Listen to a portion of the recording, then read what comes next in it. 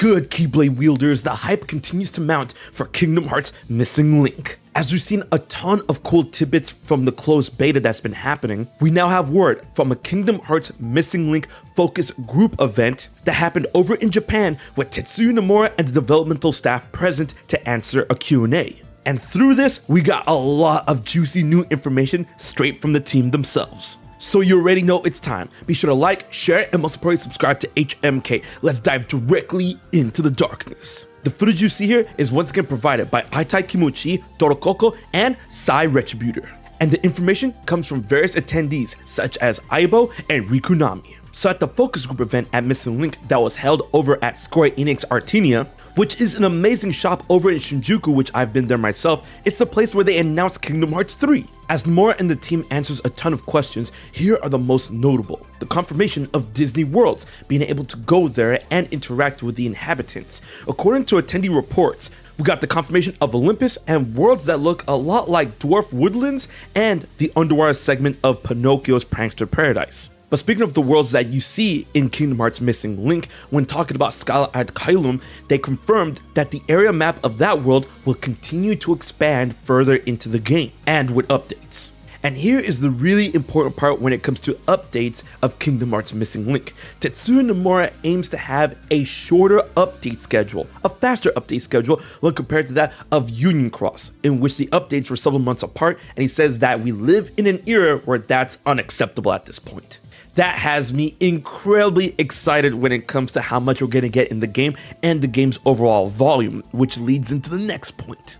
And that deals with the game's volume. When asked, Tetsuya Nomura has stated that he has no intention of making this game a compact game. When the question came up of how big the scenario will be when the game actually releases, he states that there are so many new characters, voice dialogues, cutscenes, and the review and the structure of what is going to be released, that it'll be about the same as previous traditional Kingdom Hearts games. When it comes to other aspects of the content, there will be limited time events, there will be a ton of Keyblade designs, the ability for guest characters to sporadically party up with you throughout the story, as well as a ton of cutscenes, which a lot are going to be voiced. However, there will still be some that won't be voiced, but not in line with what they had before with Union Cross. When speaking on the cutscenes, Tetsuya Nomura has stated that they're trying to implement a theater mode where you could rewatch the cutscenes. As he feels there may be moments where people don't have enough time to watch a cinematic, skip it, but they want to go back and see what they missed. And when it comes to additional content like this, the team is currently talking with Disney to see if they can add voices or background music to whenever a character piece is used during battle.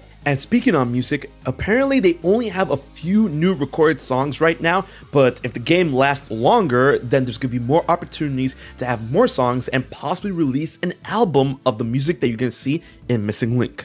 When talking about the game, as it plays like a traditional Kingdom Hearts title being developed on mobile, Nomura stated that we live in an era where there's little to no difference between a smartphone game and a console game, and they want to use the upped hardware power of smartphones for some time now. However, when asked on the notion on why this game is in the form of an app instead of making it for home use, Nomura continued by playing around with the idea that if they decide to put this on home consoles in the future, that will be that, and this, Missing Link on the phones, will be this. But it should be noted that he did go on to say that there are no plans at the moment to release Missing Link for home use. He states once again, however, that there are cases where the games have been remade and released on a regular basis. So he can't say that it won't happen in the future.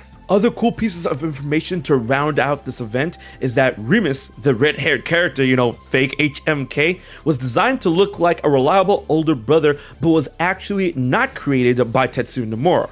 He was designed by another member of the team, Yamashita. And speaking of the designers, there are 3 character designers that are working on Missing Link, but they always consult with Tetsuya Nomura for approval. And lastly, when it comes to when the game will fully release, the team says they want to release it as soon as possible, but they want to release it when it's warmer to walk outside instead of during the winter. Come on, I believe that it's way better to walk out in the cold than it is the heat.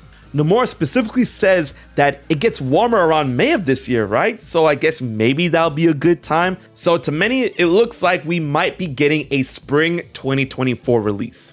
And there you have it, a ton of information on Kingdom Hearts Missing Link for the future and possible release of the game coming 2024. You already know there's gonna be a ton more information as we continue with the closed beta from iOS into Android and the advent of more interviews going into next year. So be sure to like, share, and most importantly, subscribe to HMK to keep on top of all the goodness. Until the next video, this has been HMK, and I'll check you guys later. So you haven't subscribed to HMK yet? Don't piss Zemnis off.